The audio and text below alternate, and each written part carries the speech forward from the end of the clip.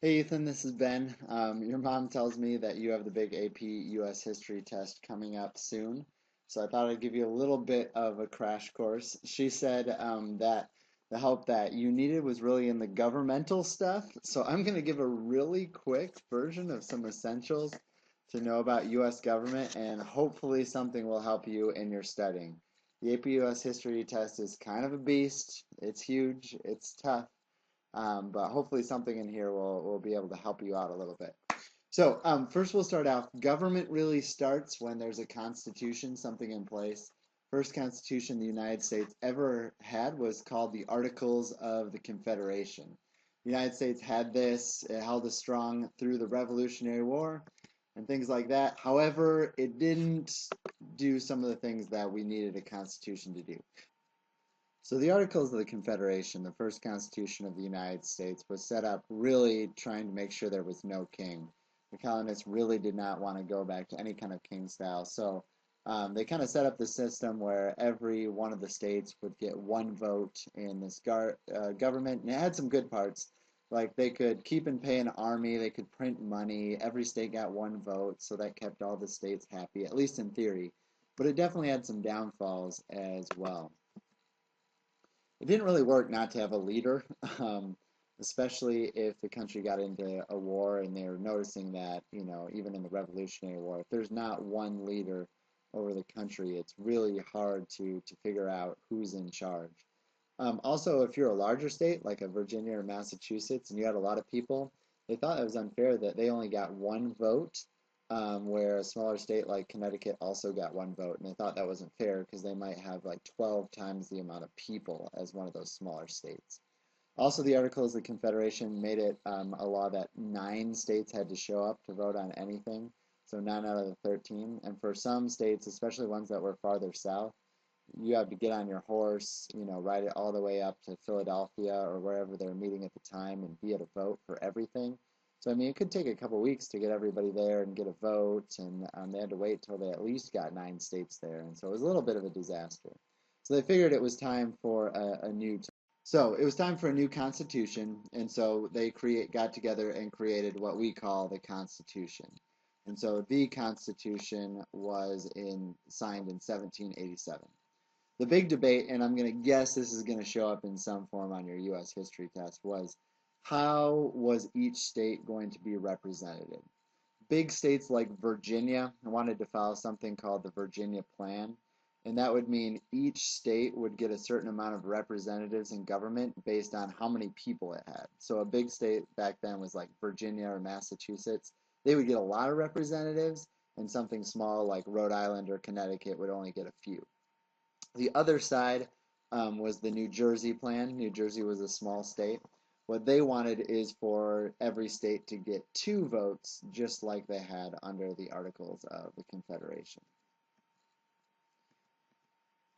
The other issue they had to figure out was how to count slaves. Did slaves count as one person? Obviously, slaves couldn't vote back then, and they were considered property, but were they totaled into the population of your state? So what they ended up doing is coming up with something called the Great Compromise, which follows both the Virginia and the New Jersey plan. It's like the Virginia plan in that every state gets representatives based on population. And for us, those people sit in the House of Representatives. So, for example, Texas has 38 people in the House of Representatives. A state like Wyoming has 1, and Michigan has 16. So it's all based on how many people you get.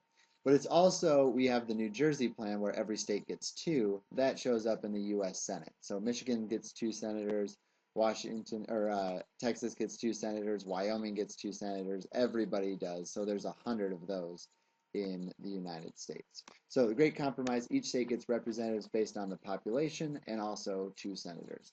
On the issue of slaves, they decided to count slaves as 3/5 of a person. So they'd add up all your slaves, find out 3/5 of that, and it would count in your total state population. So the United States Constitution was written, it's split up into a couple different sections.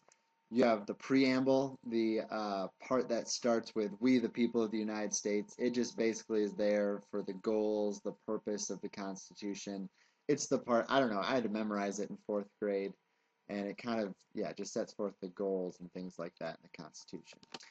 The main sections of the Constitution are the 7 articles. Each article takes a different aspect of the government of the United States.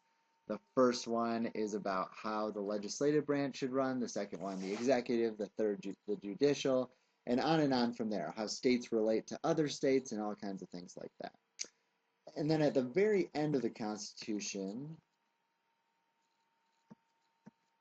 are the amendments, things that have been added on. The first 10 are called the Bill of Rights, and you're probably familiar with some of those, the right to free speech and religion, the right to have weapons, all those kind of things. So those are the first 10, and they were added shortly after. Only 4 years after the Constitution was signed, they added the first 10. But now we have 27 total changes that have been made to the Constitution. The latest one was in the 1990s, and so we actually have not changed the Constitution in quite some time. Now, the bulk of what you're going to need to know about U.S. government when it comes to the AP U.S. History exam is going to be the 3 different branches of government and kind of how they relate to each other, the executive, the judicial, and the legislative branch. But in the Constitution, there are a couple different major principles that are helpful to kind of know. You'll see these words pop up on the test, and it's helpful to know what they mean. So in the Constitution, there's this principle of popular sovereignty, and that basically means that in the United States, the people that rule our country are the voters. That we get to decide the president and our different representatives in government. The second major principle is federalism, and that means that the United States has a national government in Washington, D.C., but every state also has our own government, in our case in Lansing. And so kind of the power is divided up between state and federal government. Third one is the separation of powers. There are 3 branches of government, and each of them have different powers and responsibilities.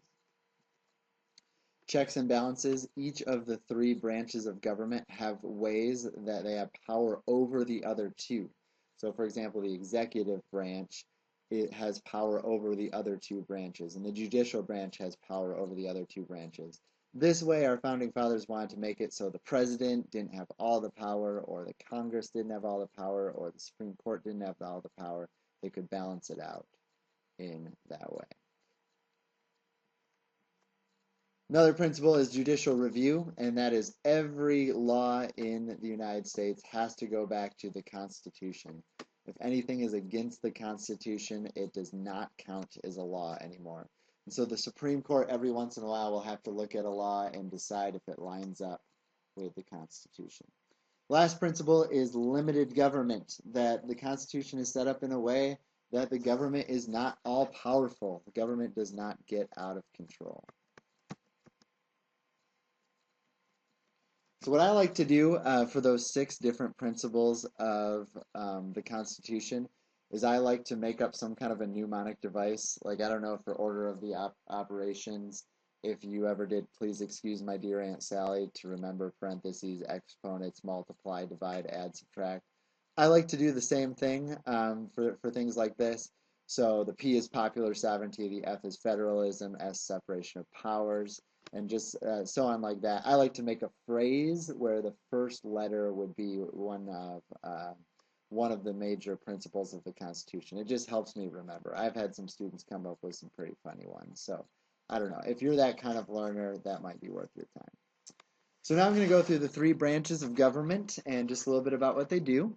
Legislative branch is the branch of government that is in charge of making the laws.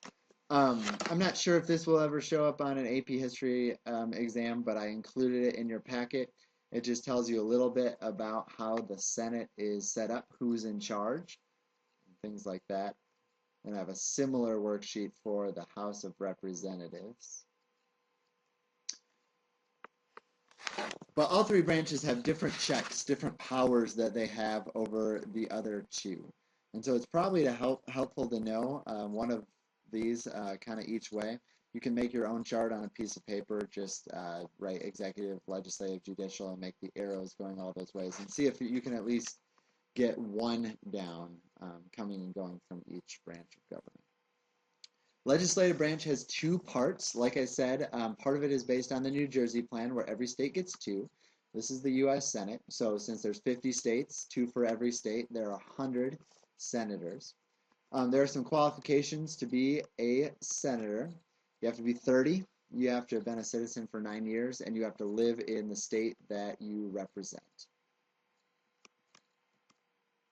A senator is elected every 6 years, and they try to offset those. So like this year, 2014, there'll be about 33 senators that are up for election, and then 2 more years in 2016, there'll be 33 more, and then in 2018, there'll be 34 more, and so it's 100, but there's only ever 33 or 34 up for election every 2 years.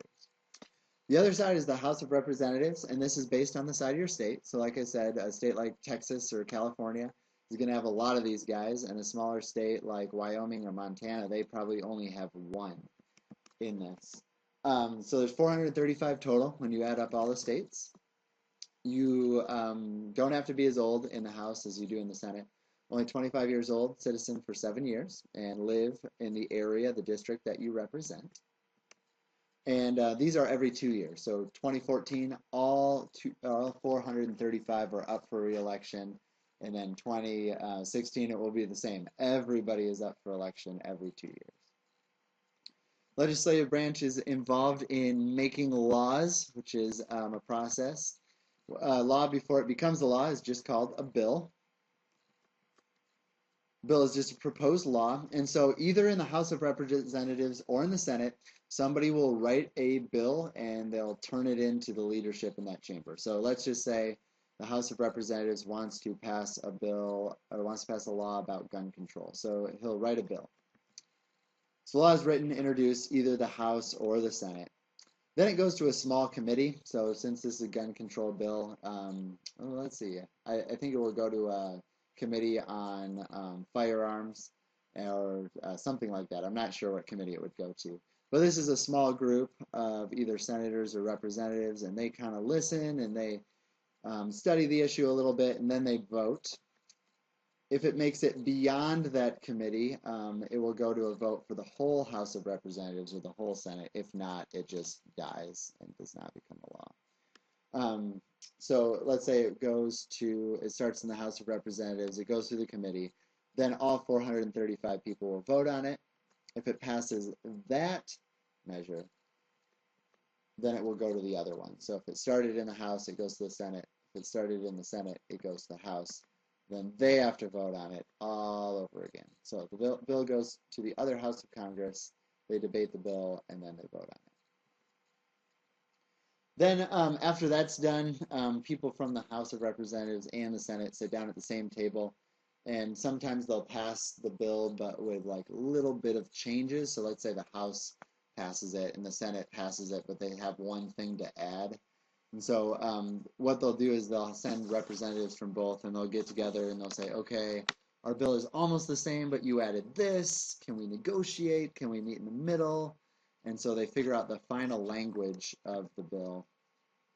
And then it goes back to the House and Senate again, and then they vote on it. And then if it's voted on at that point, then it will go to step number 7. It will go to the president. The president's got a couple options. He either signs it and it becomes a law, or he can veto it, and then it goes back to the House and Senate. There is a chance to get a law passed if the president vetoes it, but Congress really, really wants it. But it takes 2/3 of everybody in the House and Senate to vote on it to override a presidential veto. President Obama has never had a veto overwritten, so it can be pretty rare at times. Okay, so that was all legislative branch stuff. We have executive branch stuff too, which is the president and his staff.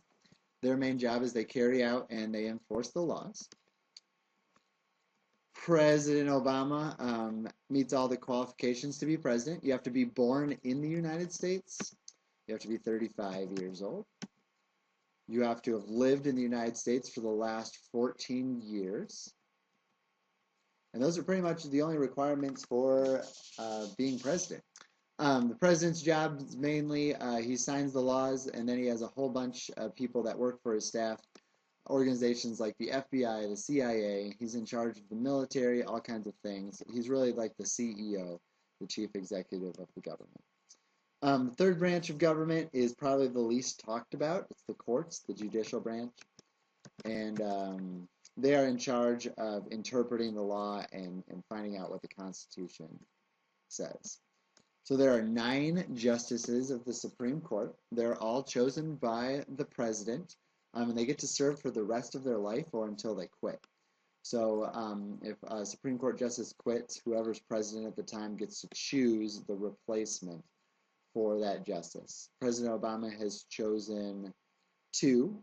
He's chosen the ladies at the top on the left and the right. So you have Sonia Sotomayor on the left and Elena Kagan on the right. And if somebody else were to die or retire while President Obama is president, he would choose a replacement. One of those guys gets to be the Chief Justice, and they don't really have a whole lot of extra responsibilities. They just kind of run the sessions. They're in charge of organizing stuff. And right now, John Roberts is the Chief Justice of the Supreme Court.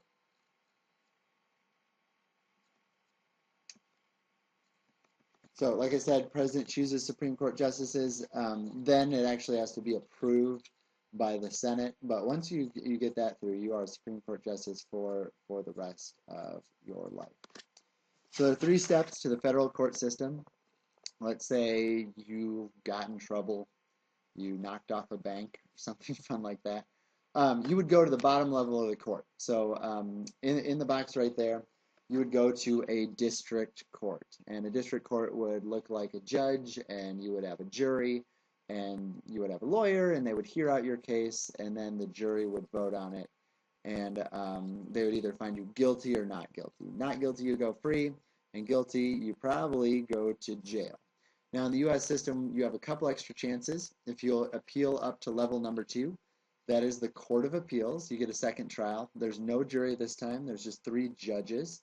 So they hear the case again, and then they vote. If it's 3-0, one way it's decided, and if it's 2-1, it's also decided. And if they decide that, yep, you're still guilty, then you still stay in jail. But if they decide that your trial was bad or that you're actually innocent, then you can go free.